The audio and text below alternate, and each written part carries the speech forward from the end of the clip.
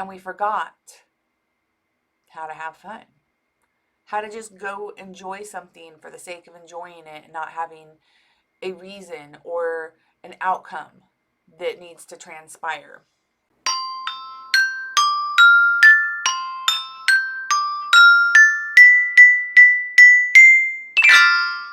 Hello, and welcome to That's Just Human, a podcast that explores all aspects of being human, living in a human body, and dealing with life's obstacles. I'm your host, Elisha Light Angel, and by day, I'm a massage therapist. Right now, I'm a podcaster, and like you, I also happen to live in a human body and I have a plethora of human experiences.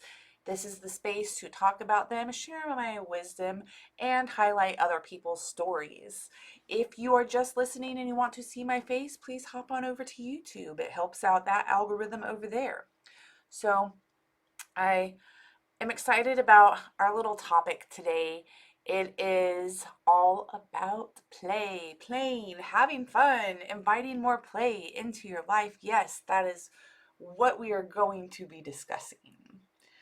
So, some of you might be a little bit too serious about life, and I would like to give you the invitation to invite more play, to let your inner child out, to simply have fun for the sake of having fun with no reasons behind it, and to allow all of the everyday stressors of life to just fade to the background while you put your wholeness into simply releasing that inner child and having fun. Nowhere to go, nowhere to be, no destination, no stress. So play is actually a lot more pivotal, I would say, than we think it is. Usually, you're seeing kids, they're on a playground, they're making up little imagination games, all sorts of different ways to play. And the older we get, especially I think getting into those teenage years when you're really itching to be an adult and then you become an adult, and someday it dawns on you that being an adult means you have to be really responsible for this thing and that thing. It just means more responsibility, right?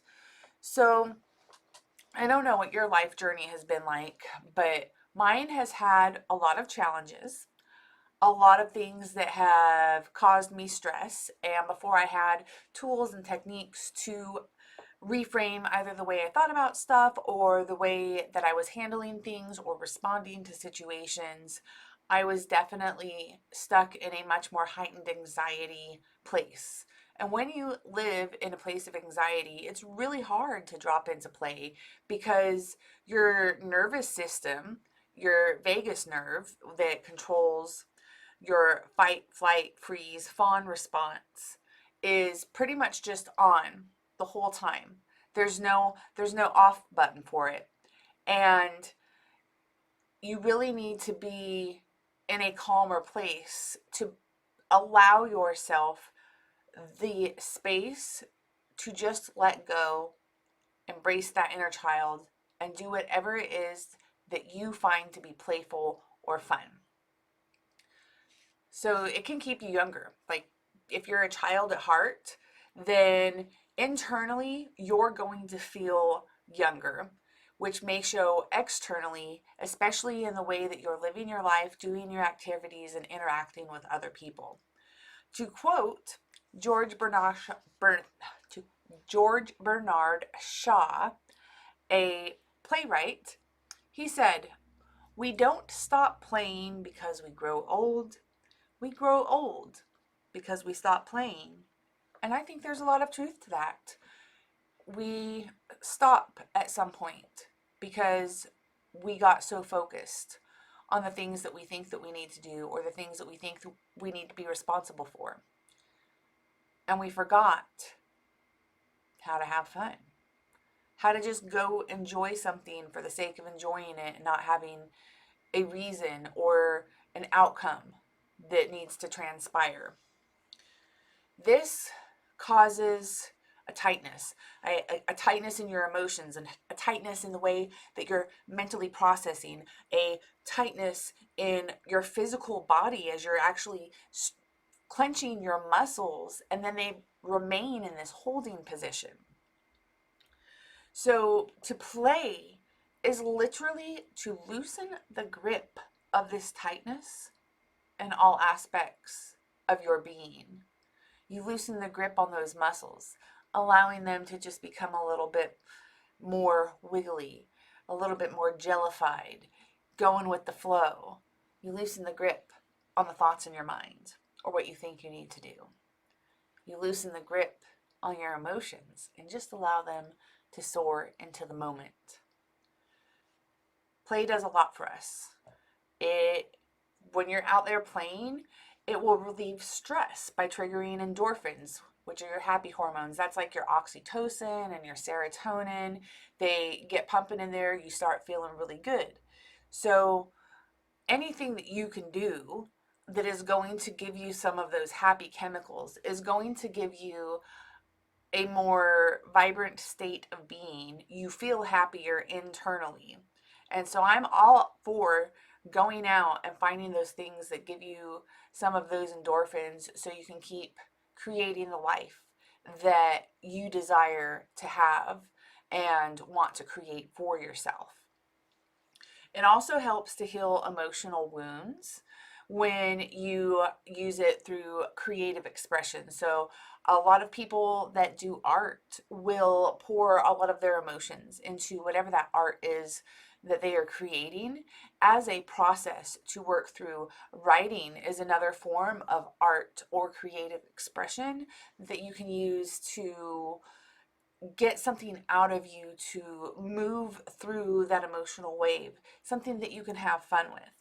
I'm sure there's a bunch of other things, but I'm not familiar with everything on the face of this planet, and we probably don't got all day for all that anyway. It also helps to build bonds by encouraging cooperation and communication with other people. So when you're playing not just by yourself, but with either another person in a group dynamic, or maybe you even have some kind of little team sport or something going on, then you have to communicate with the other people. You have to cooperate. You have to get along if you're going to be a team so that you play together and then you're having fun with other people. It also helps to boost your energy. It keeps you young. It builds resilience. It really does. I think just looking at my own life, anytime I'm feeling more playful, it does feel very energizing. It feels like I can do more. And so if I'm feeling myself working toward burnout, or maybe I'm just in general working too hard, that's when I take it as a sign to step back and invite some aspect of play into my life. And that way I can go ahead and soften and then energize, right? Play will also increase your creativity and your problem solving. So if maybe you have a job where you need some creativity or some kind of problem solving, maybe you're running into a wall. Maybe you're just a creative and you are having one of those moments where it's not happening or it's not coming to you. Then this is the point where you want to stop, find something you enjoy doing again, play. It's releasing your mind from having to think of all these different ways that something could happen and then allowing things to flow. I really think there's like this bubble of consciousness. It's the best way I can kind of think about it to describe. But this consciousness isn't just something that you have or that I have that makes us a conscious being. I feel like it is more etheric than that. It is something that we can latch onto. So within the vastness of the consciousness, there are ideas and thoughts and problem solving solutions waiting to enter or download into our brains, but it will happen more effectively when you become playful, when you get into that state of joy and ease and flow and play. Then all of these brilliant ideas, that's your light bulb moment. And so when you're at a block and you need that light bulb moment, let go. Do nothing. Cancel your plans. Just go have fun. Go run around, whatever it is that you do. And you can help to improve that for yourself. Playing believe it or not, actually helps to improve your brain function. It helps reduce memory loss. So it's again letting go, and then just allowing your brain to have a little bit of space. Some people might go to meditation to try and find that space, but you can equally find that in playing and just releasing. So not everything has to be one way. Whenever you're playing, a lot of times you're going to be moving your body in ways that feel beneficial. So I'm not like a what is it called? Oh, a gym rat. Definitely not one of those. I don't particularly enjoy working out, although I like taking some classes that seem more fun. So if it's got more of a dance vibe, like Zumba or something to that effect, or I do enjoy some yoga classes, not all of them. It has to be something that feels fun for me. And there's plenty of movement that you can do, has nothing to do with the gym, not even with other people, that will get your body moving, which is good for your body, good to clear toxins out in your system, and keeping your body young, keeping your body strong. And it's if you want to live into older age and still be a functioning being, then you need to keep yourself strong and moving and limber. And again, we stay younger when we invite play into our lives. It also helps to reduce the overwhelm. It encourages us to take a break from any toxic productivity that we get ourselves in a loop on. So, just having that break. I would encourage you to even schedule playtime in if you're on a really tight schedule. I know we all have different ways and fluidity in which we are able to live our lives. I currently am in a season of life where I have to schedule everything. So I actually put in time that I expect to play, but I also invite little moments throughout my day. So that looks for me, for instance, is a song that I find a little bouncy, and I choose to dance to it, and I'm having fun.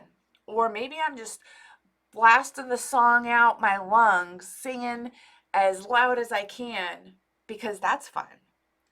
So those are just like micro minutes, moments, whatever you want to call them, of inviting play in through the day. So play just enhances your entire overall well-being. It enhances your life. It helps you reduce the amount of stress that you're in. And so it's good to go do it. So here's a few ideas that you could do for play. You could like take 5 minutes and just doodle. If you want, you don't have to be an artist to draw something, to paint something, to make something with your hands. It doesn't matter as long as you're having fun. Think about when you're a kid, like Play-Doh. You're not trying to make anything specific, and if you are, then you just go splat, smash it, put it back into that Play-Doh can. This is that same concept of just taking something and doing it for the sake of doing it with no need for it to go anywhere. And then, like a child, just destroying it afterwards. Whatever. Who cares? It's fine.